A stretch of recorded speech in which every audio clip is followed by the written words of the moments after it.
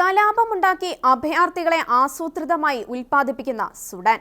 ഇസ്ലാമിക മതനിയമങ്ങളുടെ അടിച്ചേൽപ്പിക്കലും അധികാരത്തിനു വേണ്ടിയുള്ള ആഭ്യന്തര പടനീക്കങ്ങളും ആഫ്രിക്കയിലെ ഏറ്റവും വലിയ രാജ്യമായിരുന്ന സുഡാന്റെ അടിത്തറ ഇളക്കിക്കളയുന്ന ദയനീയമായ കാഴ്ചകളാണ് ഇപ്പോൾ കാണുന്നത്. അത്യാധുനിക യുദ്ധോപകരണങ്ങളും പീരങ്കികളും ടാങ്കുകളും പോർ വിമാനങ്ങളും സുഡാന്റെ നെഞ്ചു കീറി വികൃതമാക്കിയിരിക്കുന്നു. അവിടെ തന്നെ ജനിച്ചു വളർന്ന പൗരന്മാരെ കൊന്നൊടുക്കിക്കൊണ്ട് മുന്നേറുന്ന ഈ ആക്രമണം ഒരു ബാഹ്യശക്തികളുടെ ആക്രമണമല്ല എന്നതാണ് ശ്രദ്ധേയമായ കാര്യം. മറിച്ച് സുഡാൻ കുടിയേറി വന്നിട്ട് അധികാര കൊതിയും മതഭ്രാന്തും മൂത്ത് ലോകത്തിന് തന്നെ വെല്ലുവിളിയായി മാറിയ ചിലർ അധികാരത്തിന് വേണ്ടി അന്യോന്യം നടത്തുന്ന പോർവിളികളും ആഭ്യന്തര കലാപങ്ങളും പിന്നെ ആസൂത്രിതമായ ഒരു പറ്റം അഭയാർത്ഥികളെ ഉണ്ടാക്കി ഇതര യൂറോപ്യൻ രാജ്യങ്ങളിലേക്ക് പടർന്നു കയറുവാനുള്ള പൊളിറ്റിക്കൽ ഇസ്ലാമിന്റെ കപടതന്ത്രങ്ങളുമാണ് അശാന്തിയുടെയും മനുഷ്യകുരുതിയുടെയും ദുരിത പർവ്വതങ്ങളിലേക്ക് സുഡാനെ ഇന്ന് തള്ളിവിട്ടിരിക്കുന്നത്. കൃഷിയും മറ്റ് ഉപജീവന മാർഗങ്ങളുമായി ആഫ്രിക്കൻ കറുത്ത വർഗ്ഗക്കാർ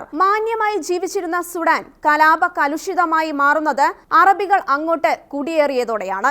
1983 ജാഫർ നിമേറി എന്ന അറബ് വംശജൻ സുഡാനിൽ പ്രസിഡന്റായി അധികാരത്തിൽ വന്നതോടെ ക്രൈസ്തവർ അടക്കമുള്ള ഇതര മതസ്ഥരായ ജനങ്ങളുടെ സ്വാതന്ത്ര്യത്തിന് വിരുദ്ധമായി അവിടെ ഇസ്ലാമിക ശരീഅത്ത് നിയമങ്ങൾ അടിച്ചേൽപ്പിക്കാൻ തുടങ്ങി. അന്നു മുതലാണ് ഭൂമിശാസ്ത്രപരമായി കാർഷികമായും മെച്ചപ്പെട്ട രാജ്യമായിരുന്ന സുഡാൻ നിലം പരിശായി തുടങ്ങിയത്. അതിപ്പോൾ പരസ്യമായ ആഭ്യന്തര കലാപത്തിൽ എത്തി നിൽക്കുകയാണ്. പാകിസ്ഥാനിൽ പട്ടാള മേധാവിയായിരുന്ന പർവേസ് മുഷറഫ് 1999 സൈനിക അട്ടിമറിയിലൂടെ അധികാരം പിടിച്ചതുപോലെ തന്നെ സുഡാനിലെ പട്ടാള മേധാവിയായിരുന്ന ഒമർ അൽ ബഷീർ 1989 നടന്ന ഒരു ആസൂത്രിത സൈനിക അട്ടിമറിയിലൂടെ സുഡാന്റെ പ്രസിഡന്റായി മാറുകയും നീണ്ട 30 വർഷക്കാലം തികഞ്ഞ സ്വേച്ഛാധിപതിയായി അദ്ദേഹം ആ പദവിയിൽ തുടരുകയും ചെയ്തു. ഇസ്ലാമിക ശരീഅത്ത് നിയമങ്ങൾക്ക് മാത്രം അപ്രമാദിത്യം നൽകിക്കൊണ്ട് തദ്ദേശീയ സുഡാനികളെ അടിച്ചമർത്തി ഭരിച്ചു മുടിച്ച അറബിയായ ഇയാളുടെ ദുർഭരണത്തിനെതിരെ പോരാടിയ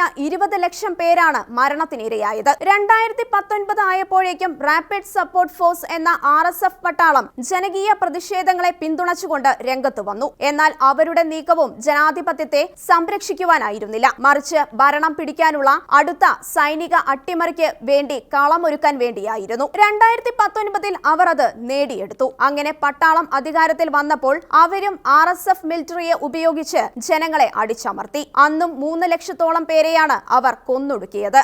ജനാധിപത്യം കൂടാതെ മുന്നോട്ടു പോകുവാൻ കഴിയില്ലെന്ന് മനസ്സിലാക്കിയ പട്ടാള സർക്കാർ സാവകാശം ജനാധിപത്യത്തിലേക്ക് എത്താൻ അബ്ദുൾ ഫത്താഹ് അൽ ബുർഹാൻ എന്നയാളിന്റെ നേതൃത്വത്തിൽ ഒരു ട്രാൻസിഷണറി മിലിറ്ററി കൗൺസിൽ രൂപീകരിച്ചു.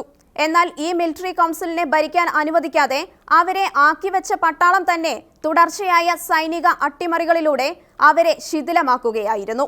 ഈ മിലിറ്ററി കൗൺസിൽ നേതാവ് അൽ ബുർഹാനും RSF നേതാവ് മുഹമ്മദ് ഹംദാനും പ്രസിഡന്റും വൈസ് പ്രസിഡന്റുമായി നിന്നുകൊണ്ട് ഇസ്ലാമിക ശരീഅത്ത് നിയമങ്ങൾ സുഡാനിലെ സാധാരണക്കാരുടെ മേൽ അതിശക്തമായി അടിച്ചേൽപ്പിച്ച് മുന്നോട്ടു പോകുമ്പോൾ സുഡാനിൽ ജനാധിപത്യ ഭരണം വരികയെന്നത് ഇവർക്ക് രണ്ടുപേർക്കും അശേഷം താല്പര്യമില്ലാത്ത കാര്യമാണെന്നത് കൂടുതൽ ഉറപ്പിക്കപ്പെടുന്നു.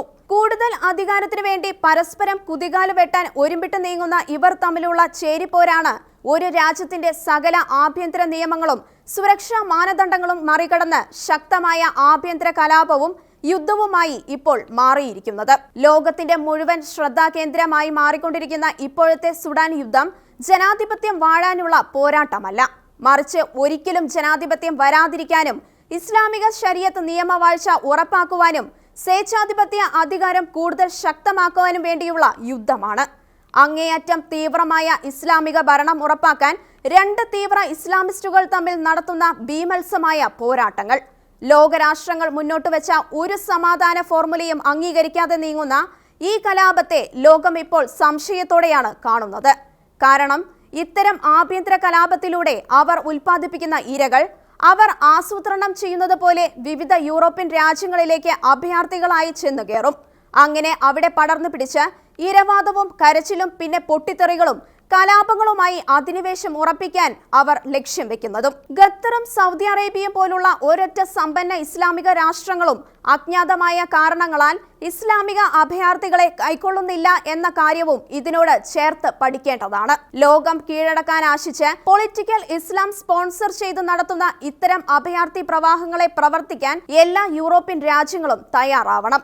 ലോകം കീഴടക്കാൻ ആശിച്ച് പൊളിറ്റിക്കൽ ഇസ്ലാം സ്പോൺസർ ചെയ്ത് നടത്തുന്ന ഇത്തരം അഭയാർത്ഥി പ്രവാഹങ്ങളെ പ്രവർത്തിക്കാനെല്ലാം യൂറോപ്യൻ രാജ്യങ്ങളും തയ്യാറാവണം. ഒരു മതത്തിന്റെ പ്രത്യയശാസ്ത്രം ഒരു രാജ്യത്തിന്റെ തന്നെ സുരക്ഷയ്ക്കും അഖണ്ഡതയ്ക്കും വെല്ലുവിളിയായി മാറുന്നതും എത്രയൊക്കെ മനുഷ്യജീവനുകൾ നഷ്ടപ്പെട്ടാലും മതതത്വങ്ങൾ സ്ഥാപിച്ചേ അടങ്ങൂ എന്ന് ശഠിക്കുന്നതും ആണ് നാം സുഡാനിൽ കാണുന്നത്. യൂറോപ്യൻ രാജ്യങ്ങളിലേക്ക് പടർന്നു പിടിക്കുവാനുള്ള പൊളിറ്റിക്കൽ ഇസ്ലാമിന്റെ കുടില തന്ത്രങ്ങളാണ് ഇതിന്റെയൊക്കെ പിന്നിൽ എന്നതാണ് അധികം ആർക്കും അറിയാത്ത രഹസ്യം.